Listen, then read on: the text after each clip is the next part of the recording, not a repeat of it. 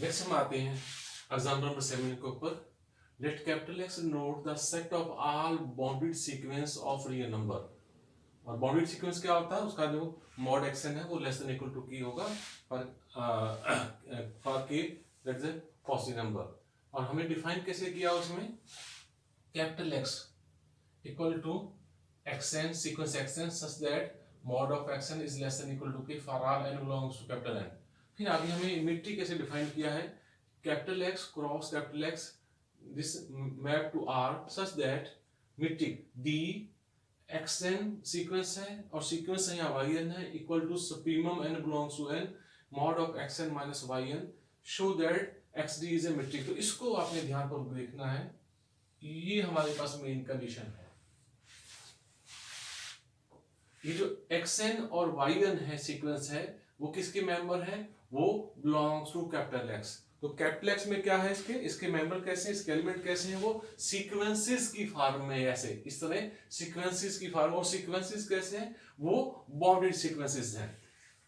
तो हमने तीन सीक्वेंसेस मान लेते हैं, ये क्या है, x n y n and z n, ये तीनों बाउंडेड सीक्वेंस है बिलोंग्स टू कैपिटल एक्स। क्योंकि ये एक्सएन और वाई वन ये बाउंडेड सीक्वेंस है, बाउंडेड सीक्वेंस है, तो इसका मीनिंग हम लिख सकते हैं x n mod of xn less than equal to k and mod of yn is less than equal to k2 for all n belongs to natural number।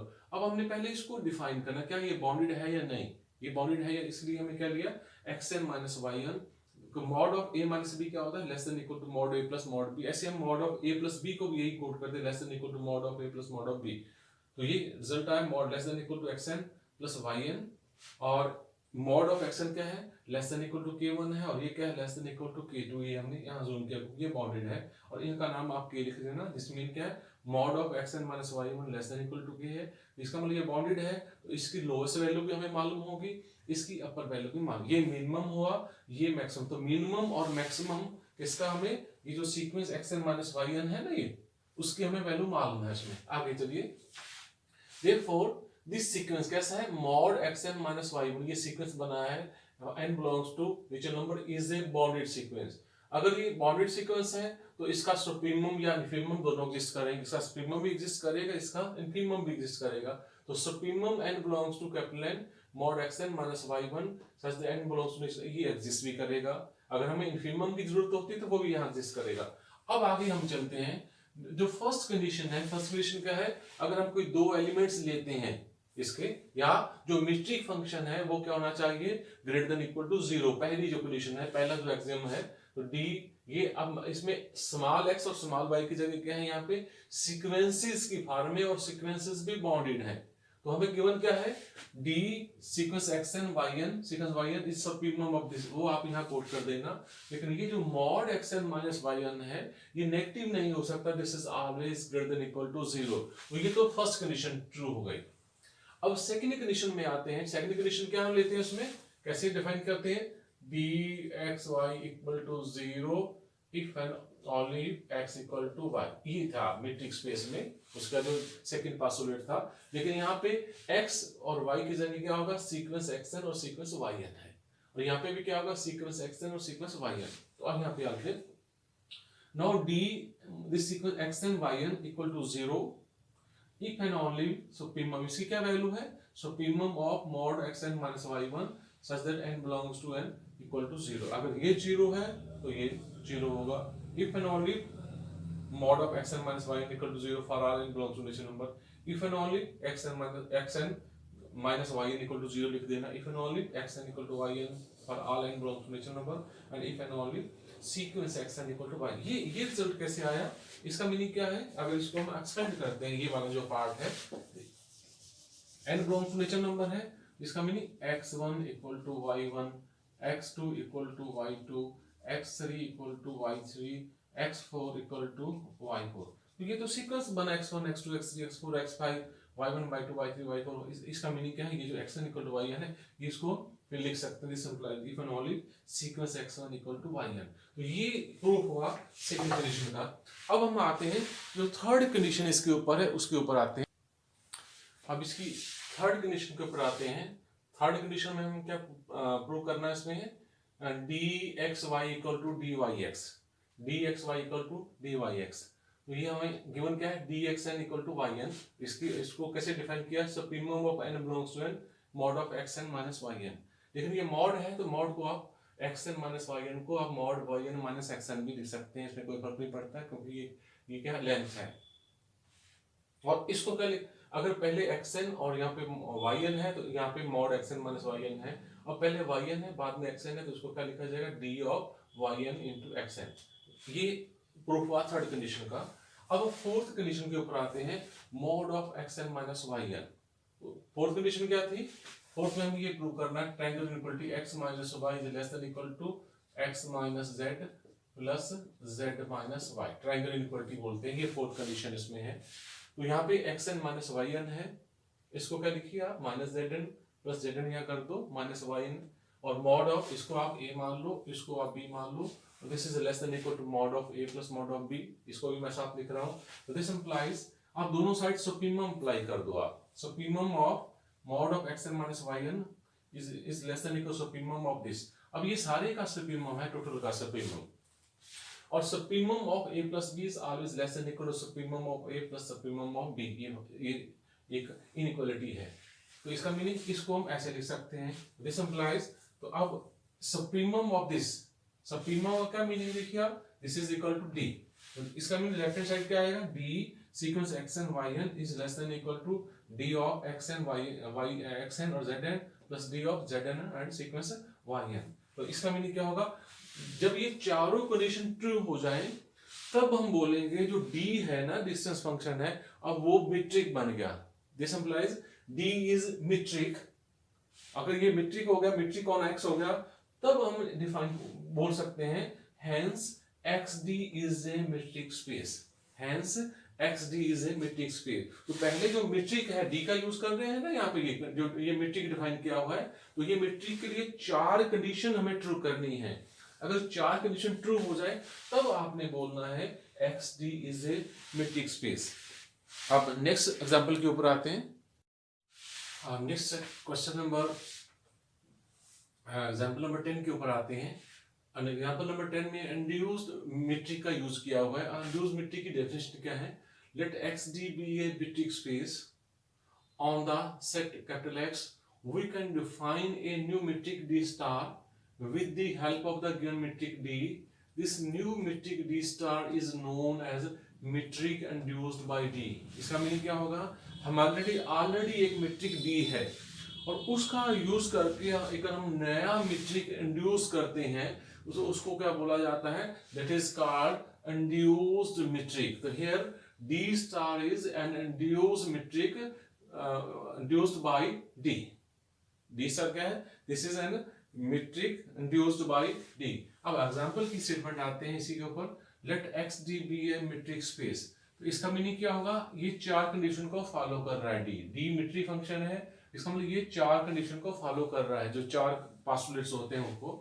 Define d star, अब ये induced metric ले रहे हैं, x capital X cross capital X to r by d star xy is equal to minimum of 2dxy। इसमें जो भी minimum value होगी वो d स्टार xy की वैल्यू होगी। Show that d star is a metric on x capital X, या हम आगे ये भी बोल सकते हैं prove that x d star is a metric space, ये भी लिखा हो सकता है इसमें। तो फर्स्ट कंडीशन है d स्टार xy की दो वैल्यू है, अगर 2 मिनिमम है तो फिर इसकी वैल्यू 2 आएगी, अगर ये मिनिमम है तो इसकी वैल्यू क्या होगी dxy।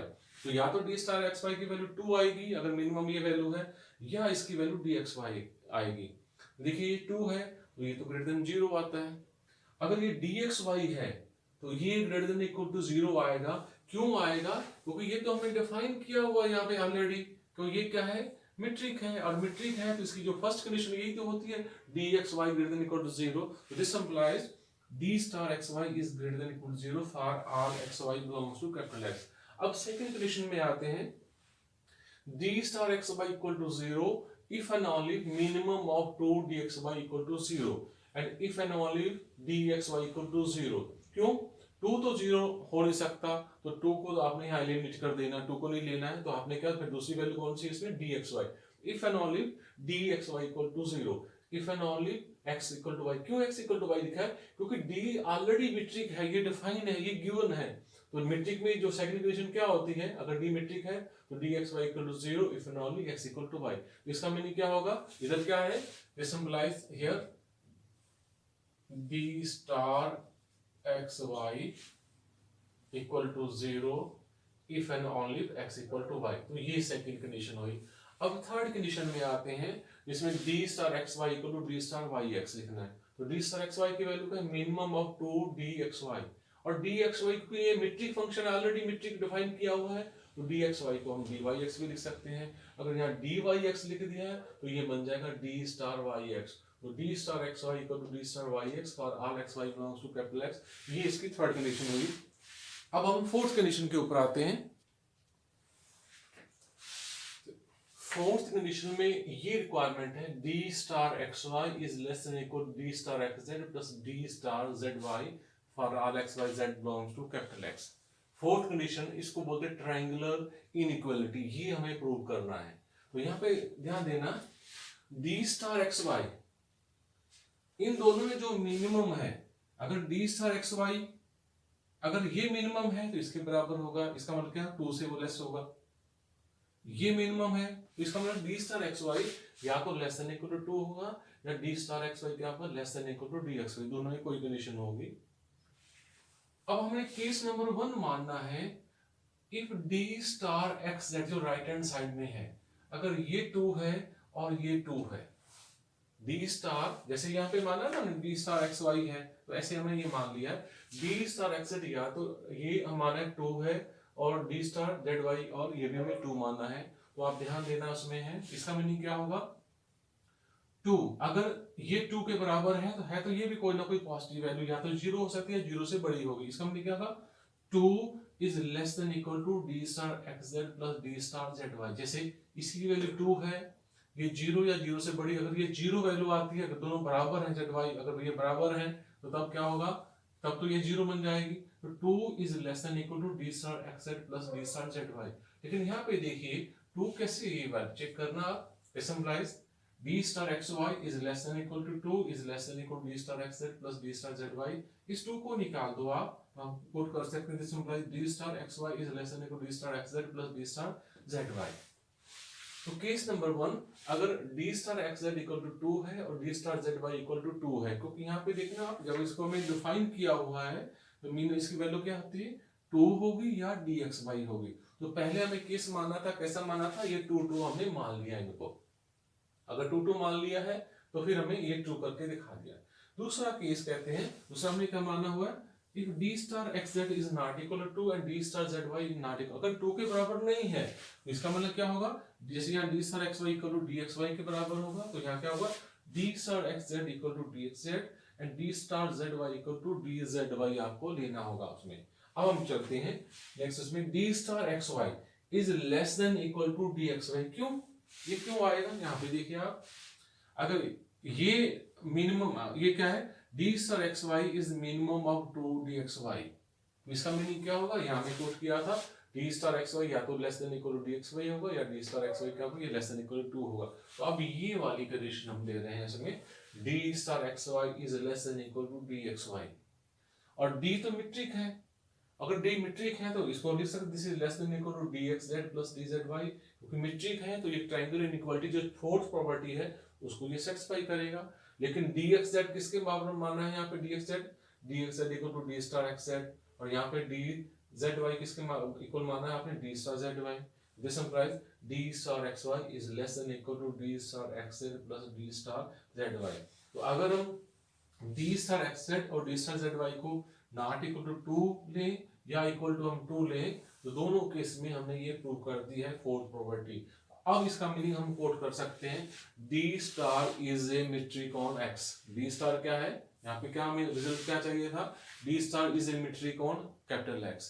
और या हम ये भी हम लिख सकते हैं next, this implies x d star is a metric space, x d star is a metric space. और d स्टार क्या माना हुआ है, d star is an induced d star is a metric induced by d। d star क्या यहाँ क्या है, this is a metric induced by d। Thank you student।